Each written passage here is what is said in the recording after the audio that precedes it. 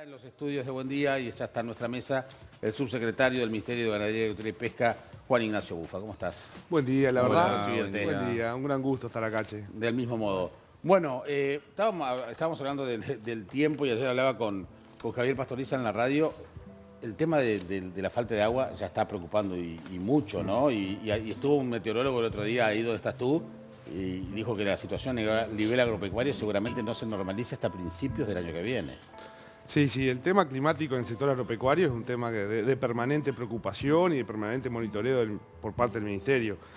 Siempre la suerte que tiene, o parte de la suerte que tiene la producción, depende del clima. Y este año, infelizmente, nuevamente tenemos situaciones de déficit hídrico planificadas para adelante, que bueno, eso hace que el Ministerio ya esté analizando algunas medidas. De hecho, ya hay reparto ¿Sigue alguna zona con emergencia? A ver, no, están por fuera, ya no están en emergencia, pero estamos aterrizando algunas medidas a productores fruto de la pasada emergencia. Claro. ¿Qué quiere decir esto? Estamos repartiendo fardos en algunas zonas en donde la seca afectó enormemente la producción de pasto, por lo tanto hoy no están teniendo pasto, entonces estamos aterrizando, estamos entregando fardos para poder solucionar la situación. Pero esto preocupa y enormemente. O sea, ¿El pastoreo obviamente, sigue hasta la carretera?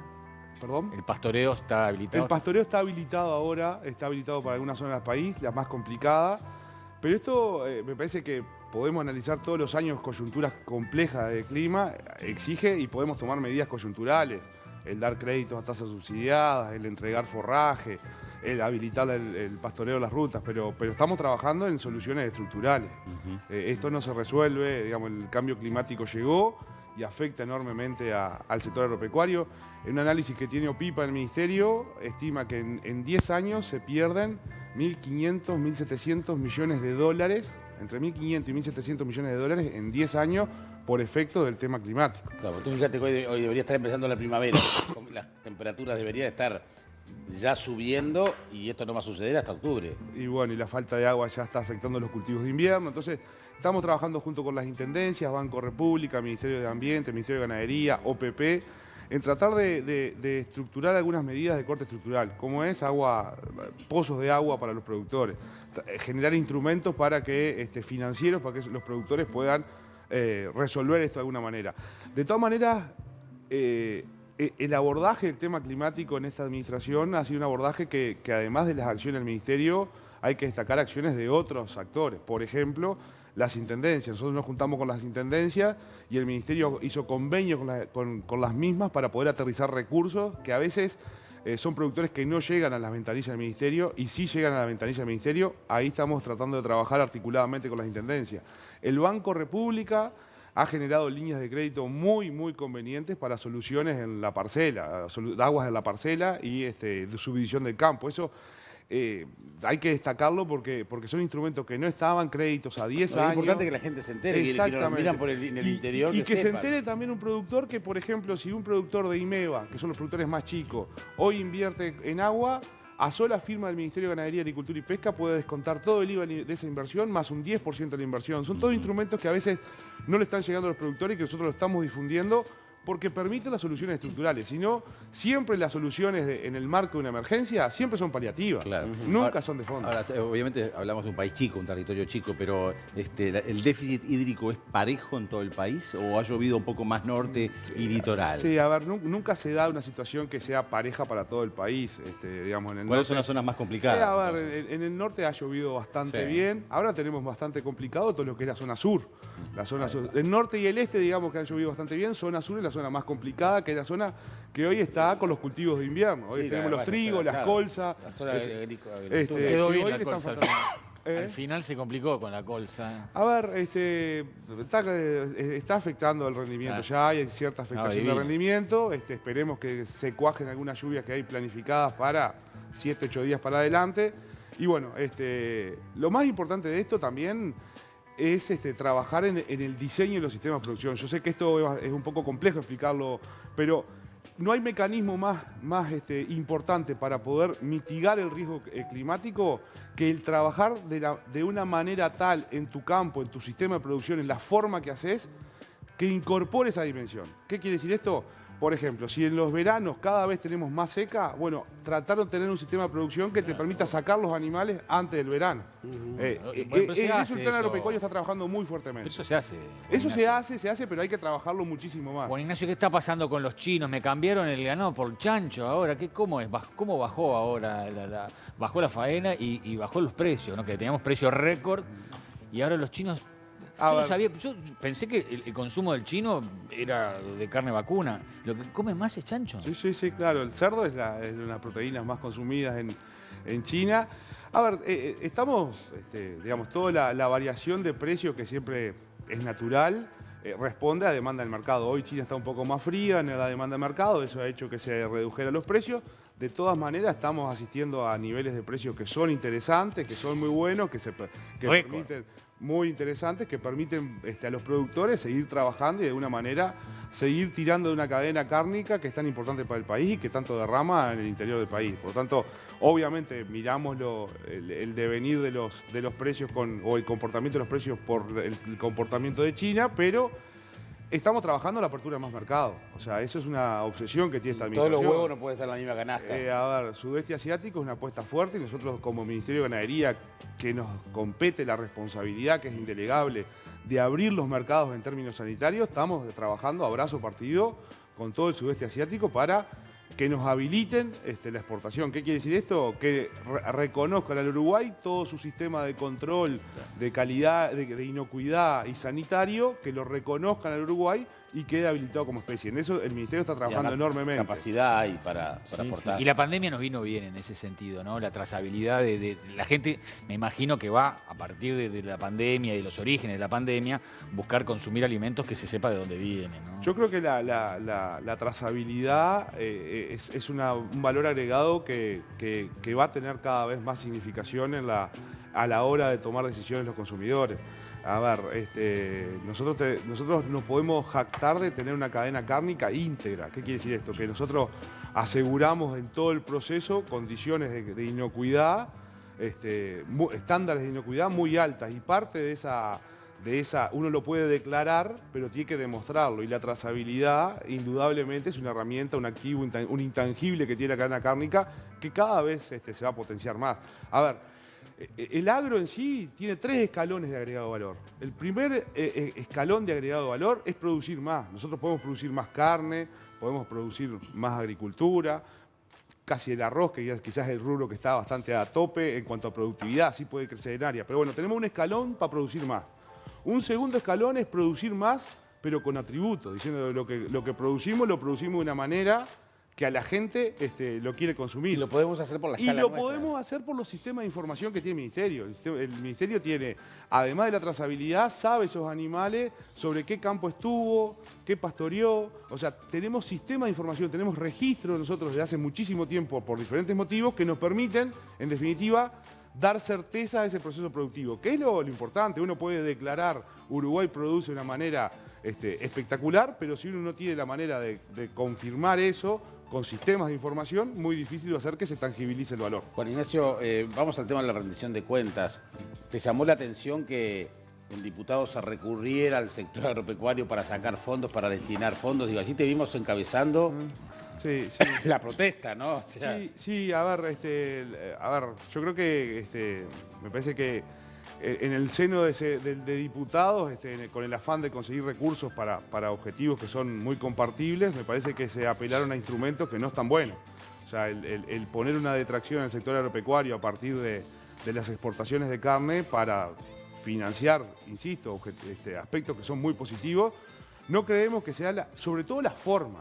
O sea, el Uruguay tiene un activo que tiene que preservar, que es reglas claras. O sea, las detracciones no están en el menú de ningún partido político y no está en esta administración. Y bueno, y tener un ensayo en ese sentido no nos parece bueno como señal, porque el Uruguay necesita seguir incorporando inversiones y necesita ser consistente en esas señales. El sector agropecuario es un sector en que el activo más importante es la confianza.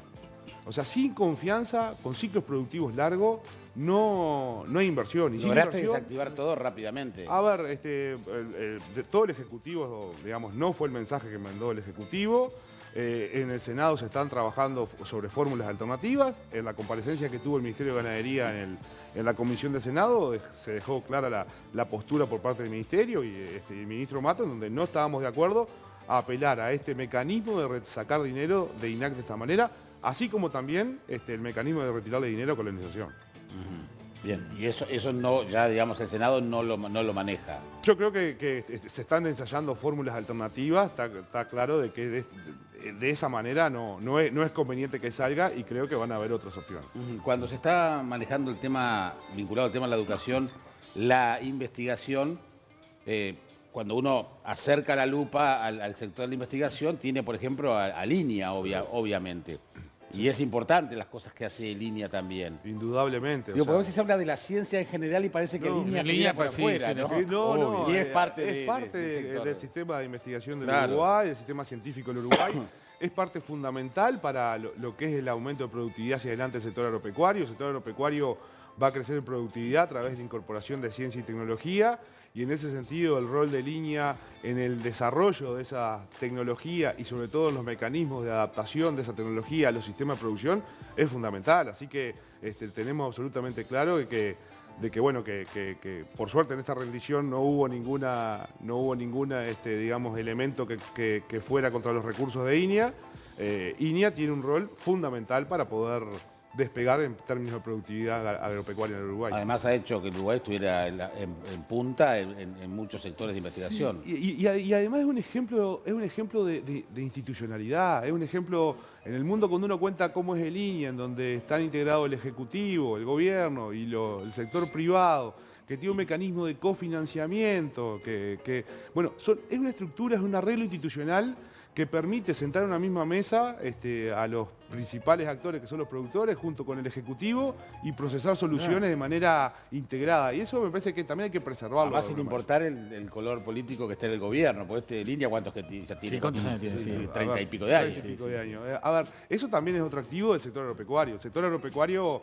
Sí, desde los grupos CREA hasta... A ver, tener digamos, políticas que son de Estado y que se sostengan en el tiempo... indudablemente uno cuando analiza por qué el Uruguay es exitoso en su inserción internacional en las diferentes cadenas productivas, yo creo que el tener esa acumulación institucional y sostenerla en el tiempo es parte de esa... Tú decías que no hay afectación en la línea en cuanto a recursos, pero hay mejoras de los recursos. Los recursos de línea siempre están definidos por un adicional del IMEVA, Sí. que es de los productores que venden, y una cuota parte equivalente por parte del Ejecutivo. En la ley de presupuesto pasada se acordó de que durante 3 años se congelaba la cuota parte del Ejecutivo y después se liberaba nuevamente. Ese es el mecanismo de financiamiento de línea.